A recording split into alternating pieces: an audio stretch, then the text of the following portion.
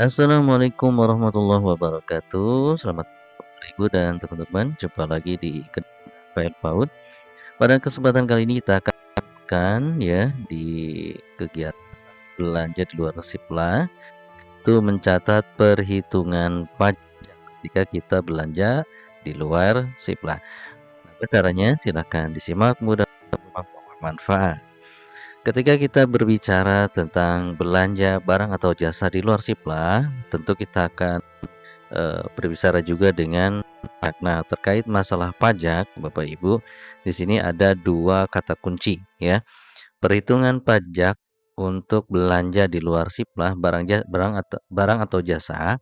Di sini ada dua kategori. Yang pertama, belanja dengan sebelum PPN kurang dari 2 juta. Kemudian belanja sebelum PPN itu lebih dari 2 juta. Ya seperti itu.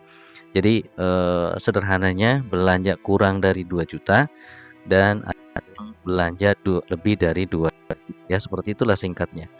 Nah, sekarang kita akan bahas pertama dulu, yaitu tentang belanja sebelum PPN kurang dari 2 juta.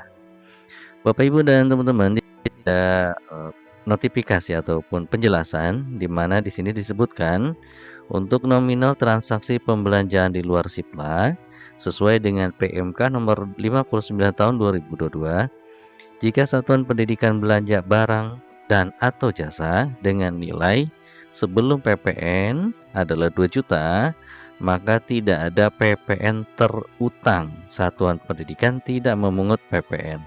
Jadi tidak ada PPN-nya ya kalau misalnya kurang dari 2 juta.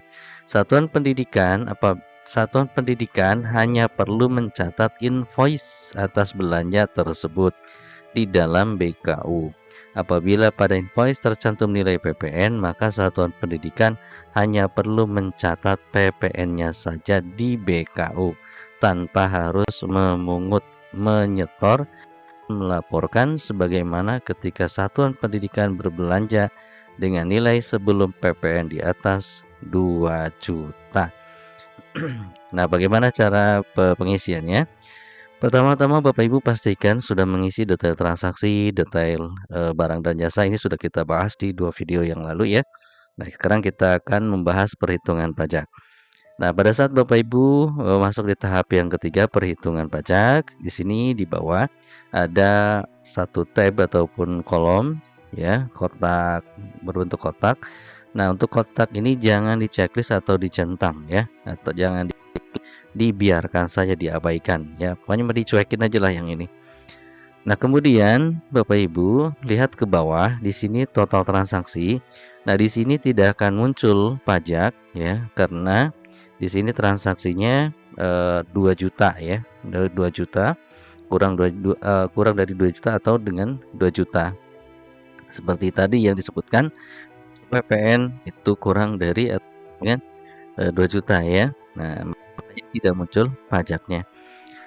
Setelah Ibu melihat data uraian transaksi di sini dan pajaknya tidak keluar, ya tidak. Kemudian Bapak Ibu pilih simpan. Jadi dicek di sini.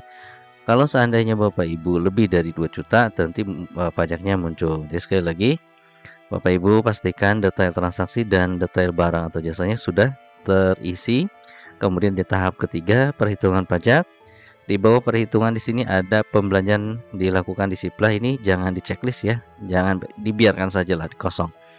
Kemudian tarik ke bawah, lihat di sini tidak akan muncul nominal pajaknya karena di sini kurang dari 2 juta ya, atau sama dengan 2 juta. Kemudian Bapak Ibu di selanjutnya, setelah kita mengecek di sini, Bapak Ibu klik simpan sehingga nanti hasilnya akan tercatat di sini ya. Di sini sudah terlihat misalnya pelaksanaan pendaftaran PSBB baru, belanja makan minum tunai 4.200.000 dibelanjakan 2 juta. Wajib lapornya kosong. Kenapa? Karena tadi belanjanya ya kurang dari 2 juta setelah sebelum PPN kurang dari atau sama dengan 2 juta ya. Maka di sini tidak ada. Nah, berikutnya Bapak Ibu kita akan bahas di mana nilai transaksi sebelum PPN lebih dari 2 juta ya.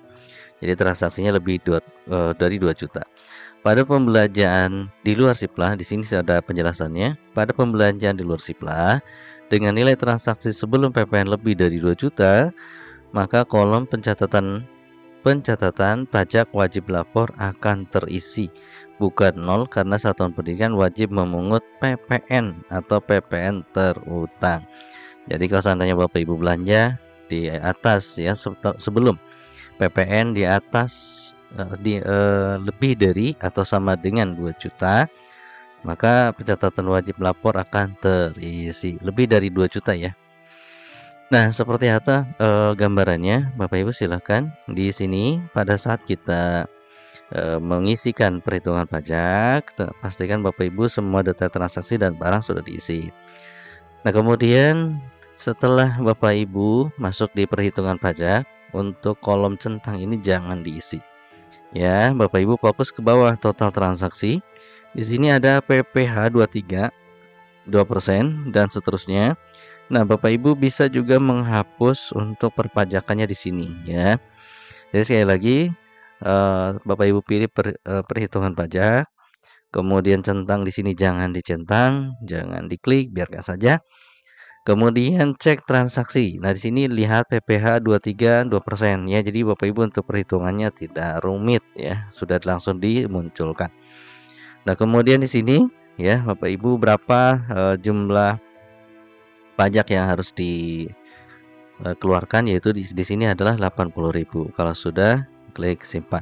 Kalau seandainya Bapak Ibu mau menghapus, silahkan di sini ada tombol hapus ya. Kemudian ini klik simpan. Nanti Bapak Ibu akan muncul seperti ya, setelah disimpan akan muncul di sini. Di sini ada tulisan pajak wajib lapor. Nah, berapa? 300.000 ya, seperti itu. Paham ya Bapak Ibu? Mudah-mudahan bisa dipahami. Terima kasih. Dilanjutkan lagi nanti dengan pajak di Arkas. Assalamualaikum warahmatullahi wabarakatuh. Selamat malam dan selamat beristirahat.